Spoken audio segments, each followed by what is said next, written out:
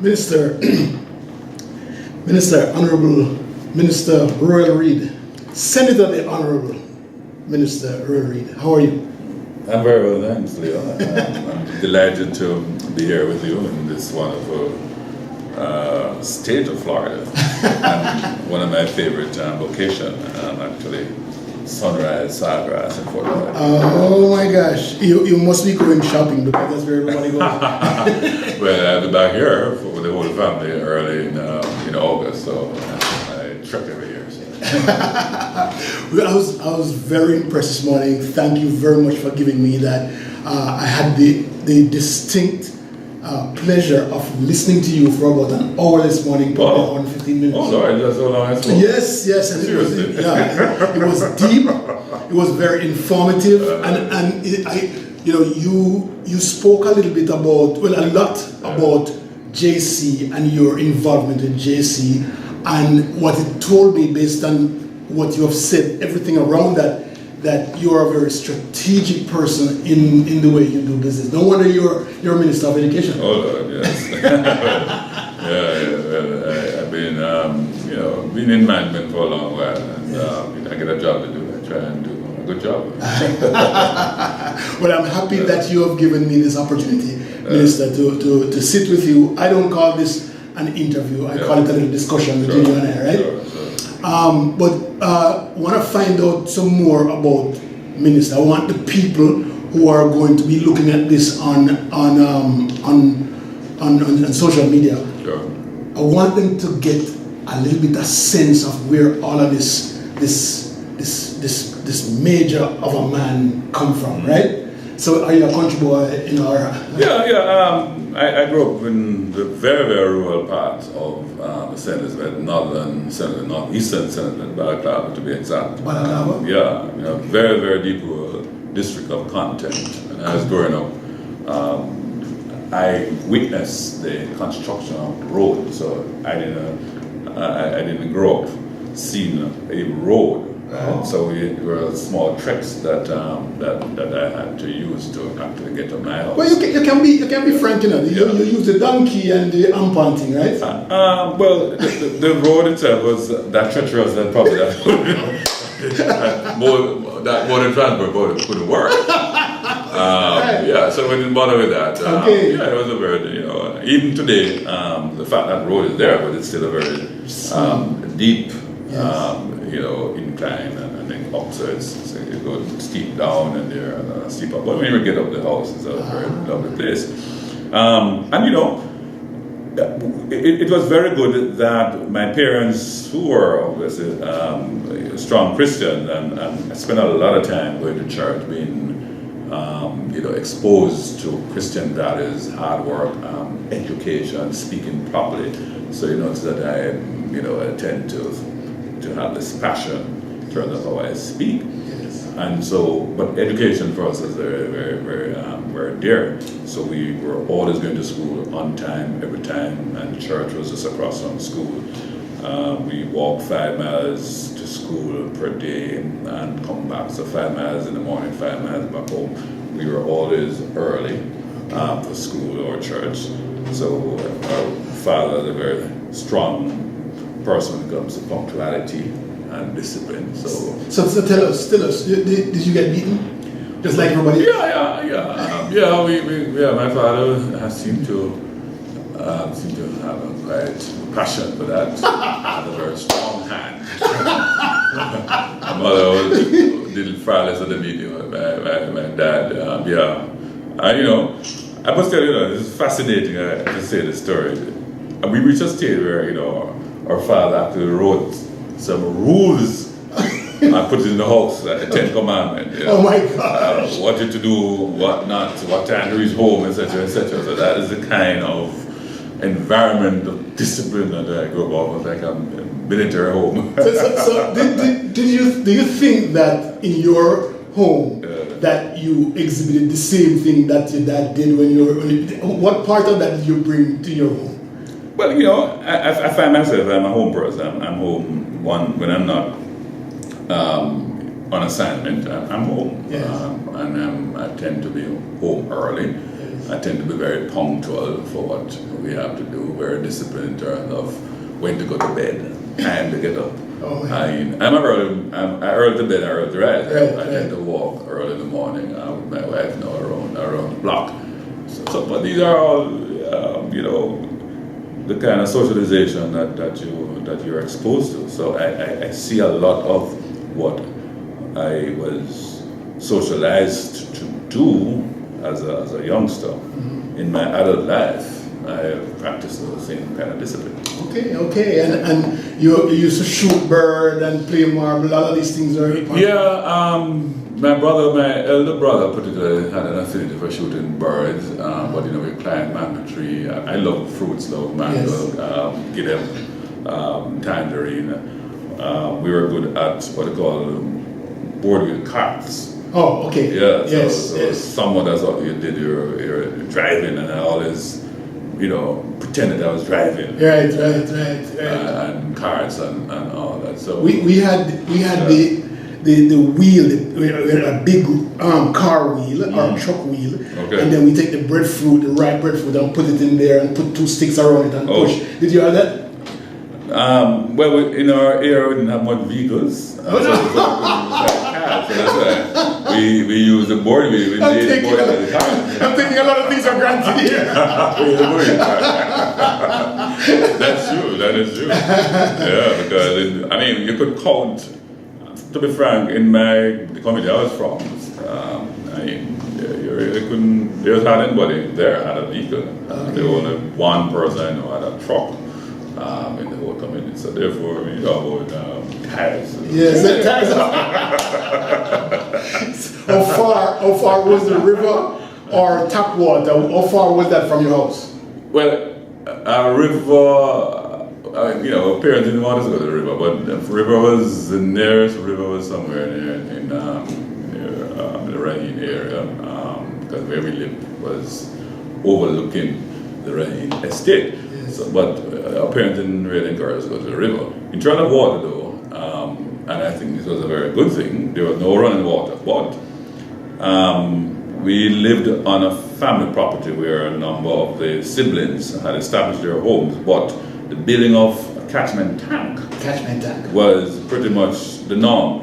So I said to somebody, till this day, when my father built that tank, I think it was like 14 feet by 10, we were never out of water, no matter what drought we had.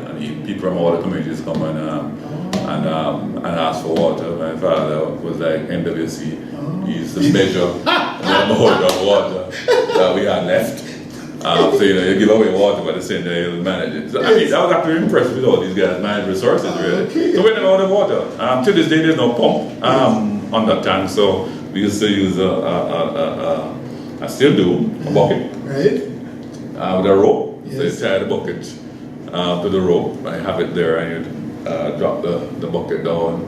The tank pull up your water. Okay. You take the water to the bathroom, and that's what they shower. Oh my gosh!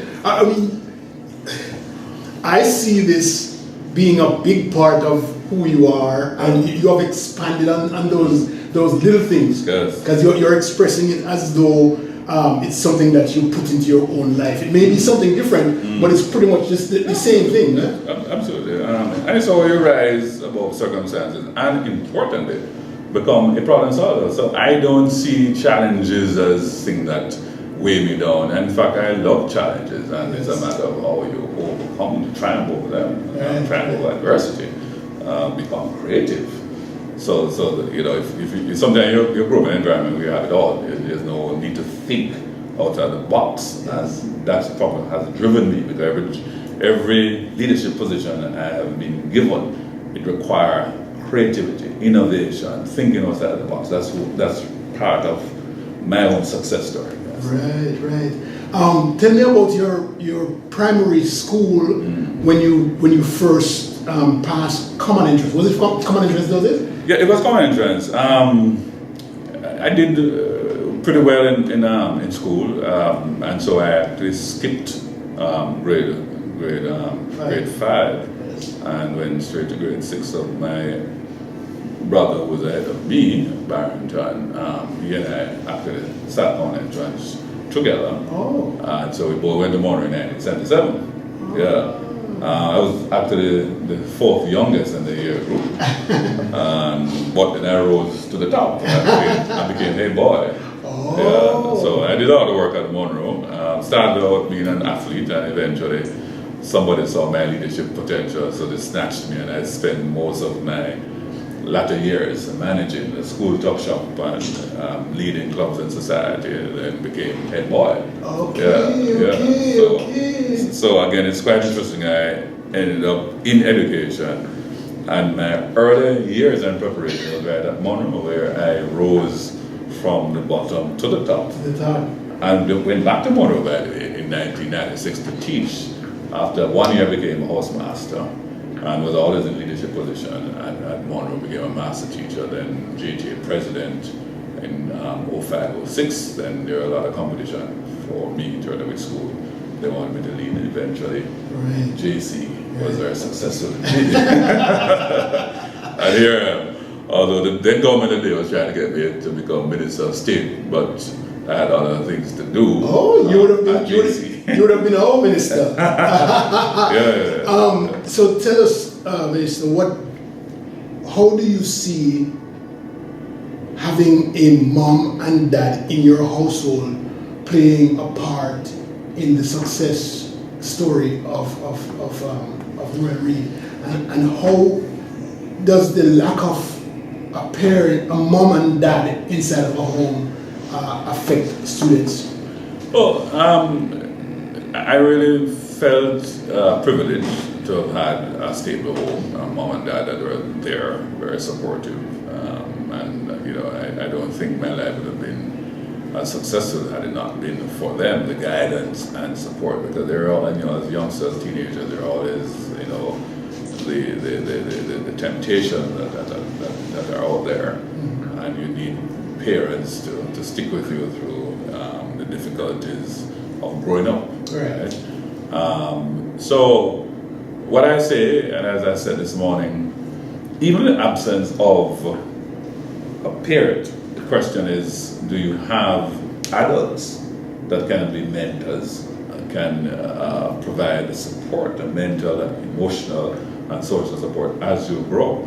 And so it is in the absence of those that I think children are most vulnerable. So as I said, it's not necessarily that if you don't have a nuclear family, you don't have mom and dad, because you have had children who have been pretty successful with single parent. Right. But the question is the quality of parenting that they are offered.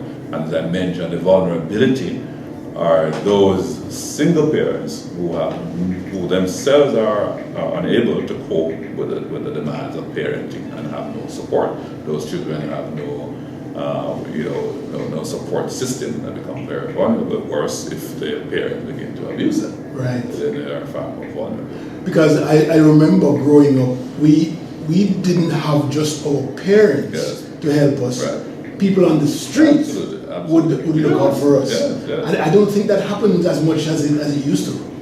And you have hit the nail on the head. That is probably one of the single most dramatic change in Jamaican society. So when people now talk about why we've become so violent and so on, that has been. So when we talk about the breakdown of the home, it is breakdown of the home, which broadly speaking is breakdown of the community, where no longer the community is helping to rear its children. That, I think, is the biggest breakout in the Jamaican social fabric. Okay. Minister, do you go out and dance? Because I can't see you being a type of guy who goes out at a club and shake like. No, as I said, I was not socialized. I was not allowed to go and dance. So for all my life, I not even church I really dance. So I've lived a very close. I mean, you've been exposed to these things, but your fallback that watching television and being at home, it's quite satisfying to me. Because this morning you spoke a little bit about the GCE O levels. Yeah. I want to ask you, how do you find the difference between what we call common entrance examinations and today's GSAT? What's the major difference, and why is it so acceptable now than before? The interesting thing about the transition between common entrance and GSAT, there was a person at the time felt that common entrance was more difficult, right? So hence that's why all the students were in passing, etc. The truth is that GSAT has not provided that signal difference because again it's large and been used as a placement exam. And we've had to carry out several reforms in GSAT because, for example, social studies itself was very wide. Until a couple of years ago, we had to reduce the breadth of the content. And also, people today criticize GSAT that when you look at some of the content, it's really high school, third form content. Right?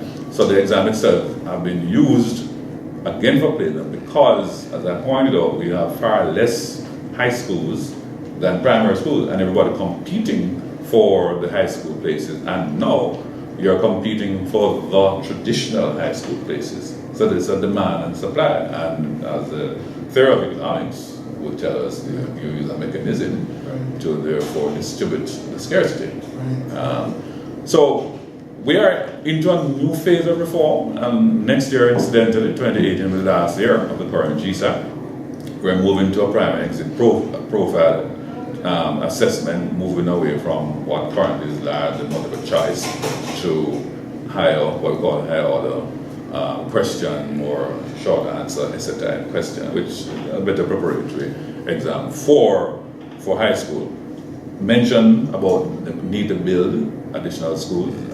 That is what we need to do to make sure we have enough quality high school places. So there will be less focus on the exam as placement exam more than really an evaluation of the students' progress.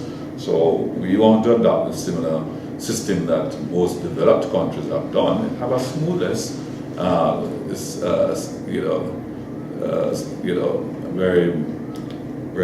very smooth system, seamless system that will be able to transition from one level to the next, right? So you don't have these barriers, which is the model of the best education systems in the world. So you move from what I spoke about earlier, child to primary to the high school, give everybody an opportunity to get to the end of high school, which we're now pushing for 7 years at age 18. And even after that, you still want enough opportunities for whoever wants to have post-secondary certification to pursue that.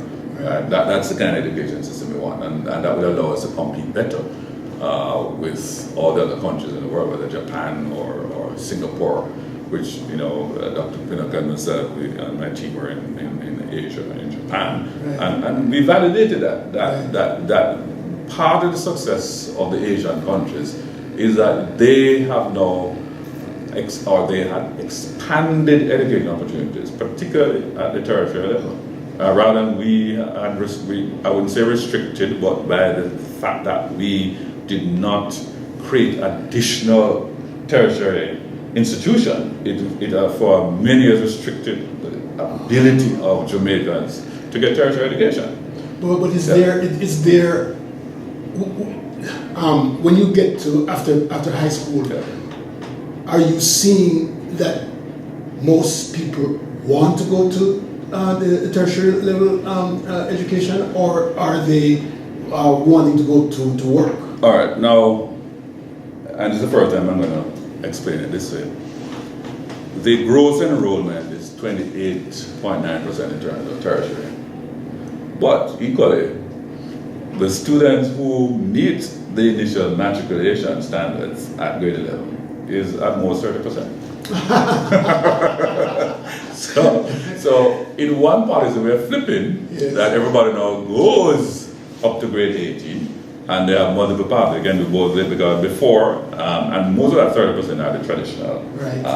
People want to do law and medicine and so on. And people in the technical areas, and by the way, being a plumber or a carpenter, it's not anymore just a low skill, you have to take these to the higher level. So what we're saying, even if you want to have a career in those technical fields, we still can give you the high quality training and certificate up to degree level. So what we have decided now is to, and again, most developed countries have had the integration between technical and traditional education programs. So instead of just the 30% getting opportunity beyond grade 11, I'm giving everybody opportunity. Yes. And we say that, answer the question, that logically, the more you get them to 18, which is now empowering them with the capacity to go beyond high school, they're going to go there. Because Jamaicans are very ambitious persons. Right, they are. So I'm creating the pathway, creating institutions. When you look at Caribbean Maritime University, a classic example of a forward-thinking government. Look at this a niche, because let me tell you, maritime logistics run the world. Right. And right now it's an emerging 10 million short of maritime logistics trained skilled persons in the next 10 years. And Jamaica is a little dot when it comes to our population. I'm looking forward to that discussion later on with Dr. Pino. Yeah. We transformed a lot of our what we call junior secondary or secondary schools into high schools or technical schools. How are those performing, right? And the ones that are not performing, when you put them up against a JC, a KC, a Calabar, I've seen where, when you go to a KC, the first thing they say, you have to be a doctor, you have to be an attorney or an engineer. When you go to the other converted schools, they sometimes don't have as much of a drive, so they end up being teachers or nurses at the middle of the road. What's going to bring us up? What's going to give us that? Well, like I was saying about maritime and logistics, these are new areas. They're aviation, and potentially they can even earn more than lawyers and doctors. Right now, they're saying we have a supply of lawyers, and so being a lawyer now doesn't guarantee you that Right. And everybody also want to be doctors similarly. You also have to diversify in the medical field. There are so many opportunities. So my point is that I believe that certainly in Jamaican experience, it is more limited opportunities that has stagnant or progress, right? There's a limit to the amount of students that can go to any one institution. So you can have everybody going to KC or JC or Campbell. That's not possible. So I think for us is the issue is to create opportunities. And let me also say, since you asked the question, I think it was a bad policy to move away from what was then considered comprehensive high schools. Right. Comprehensive high schools is a better model. Yes, the STEM type, right? But it's a forerunner to the STEM. Right, because now you all know all the fancy thing called STEM. STEM, right. But it is really now creating high level skills, because everybody now every employer looking for skills is what you can do. So what you find interesting, a student who graduates with a traditional transfer degree, and Jamaica, all of them, like management, social science, and then believe they're going to get a job. Now, if I graduate with a management degree, when you look at the ratio of management position versus functional position, you don't have a rocket science to figure that out. So as in an organization, I need more functional person who can do several different tasks. So the university degrees do not provide those specialized skills for what the regular normal company require. And the normal company require 90% of your staff need to be functional with technical competencies. And very few persons in management. And you who just get a degree can't believe because you just get a degree you're going to reach management. Don't work like that. And so one thing we want to do in Jamaica, like Australia, is to have a national apprenticeship system, which will mandate that doesn't matter what degree that you study, you have to go through a mandatory apprenticeship where you have your workforce readiness skills. So that now will better prepare you to use your degree now with those workforce skills to enter the workplace, and then with your own skills and application, you can rise to the management level. So a degree now is just an entry level opportunity into an organization. Doesn't guarantee you become a VP or a CEO. Right. And after all, there's only one CEO at a time. And that CEO is there for 30 years. You're not going to CEO. And we need to reason these things with our young people. We need to explain them because, I know, and the truth is, a couple of years ago, when we only had few university graduates, they went into management. But you expand tertiary and it has changed. And I don't think that is a reason to say STEMI opportunity for tertiary education, because there is a great value in tertiary education. Because now I'm saying person even outside of necessarily in management position could get higher paying job. I mean, what you want is the per capita income of the country to rise from the paltry $5,500 US to 30, 40, 60,000 US on average. And if everybody is earning a high level income, they can achieve high quality of life. And you can combine your income with your spouse. Can you imagine both of you are earning $60,000 US a year? That's $120,000 US a year. You can live happily thereafter. Sounds very good. Okay, from a diaspora perspective, we've been talking about Jamaica already. So, from a diaspora perspective, how do you see? Give me your thoughts about diaspora engagement, diaspora involvement in capacity building and infrastructure. Tell me.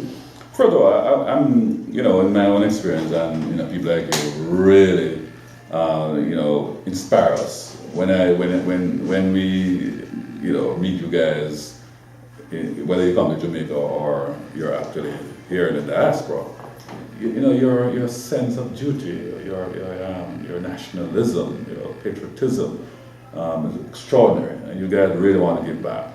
And to that end, we have to set up mechanism that you guys can contribute. You already know, most of you are contributing to your own alma mater, your high school. We're trying to push, as I said, the JC gentleman this morning, not just JC. Remember, there are other school, infant school, primary school. So I give 80% to JC and another 10% to your primary, 10% to your basic school. We need to share the resources around as we help to develop Jamaica. I believe to the extent that you're doing, you have discussion with the Ministry of Education in terms of capacity building. We can partner. So we need leadership. We need empowerment of all levels, the teachers in the classroom, the middle managers, the senior managers. So whether workshop type, whether exchange programs, whether scholarships, these are all things that can be done in partnership with the Ministry of Education, Youth and Information, with the diaspora to help internal capacity building and so on. And as you mentioned, building is another real building that we also need to remember that the country, Jamaica, has had our own economic challenges. The fiscal space has not been there for us to build up. We still don't have enough school places per se. We are short 17 schools just to take schools off shift and reduce the overcrowding in many schools. And that's is going to run us about 13 billion Jamaican dollars just to build those schools. So, that's a big task that we have on our hand to do. So whatever the diaspora can do in that regard, there are multinational corporations or institutions that could build a school here and there. We've been traveling the world trying to get support for this initiative. Yes. We pledged to build? We pledged to build. Yes. Yes. You have been very much behind. Thank you very much. Yes. We want to really support that initiative and want the diaspora to commit to this building program, particularly to improve our infant school and our primary school. Yes. So that's very important. So, I appreciate the declaration of Pledge to Build being the Jamaica 55 Jamaica legacy 55. legacy project. So that's pretty cool. Yes, and you know, just to say the diaspora that, you know, it's really, really extraordinary that it's not only become a legacy, but it's been focused on the lower levels, because while the secondary, you know, we won't leave that out, but it has over time has had more support from the diaspora than the primary and the early child levels. And of course, as I mentioned this morning, how important the early years, the foundation years are. So we have to make sure we have quality, we have to have a strong, solid foundation. There is, of course, technology. Yes. I know you guys have a lot of access to computers and technologies. We're quite happy to receive this kind of donation. Minister, you know, when I was in Jamaica this week, I sat with Jamaica National, and I remember they showed me a few clips, vignettes of the work that they've done, going from school to school and creating vignettes about the schools and the principals and the students and so forth. But one stand stood out in my mind really this week it's called Marie Cole Primary, and that's in St. Elizabeth, right? I think so. I think but that school, Minister, they're creative. They use a Tata bus, you remember a Tata bus, to make a classroom. But aside from that, when we looked at the video, students were actually standing and sitting outside on the ground doing homework, getting ready for tests and everything. They're actually kneeling down and writing essays in that. To me, that kind of broke my heart. So you will see. I will use that for the Pledge to Build thing coming up at conference. Yes, very good. Right, but I want to thank you for sitting with me, Minister. Yes, my pleasure. And I know we're going to have many more conversations. Indeed, so. Thank you again very much for all the great work you're doing. So, thank you, Minister. We're partners for life. Yes, partners for life. Of education. Yes. And the transformation of our great country, Jamaica. Thank you. Thank you.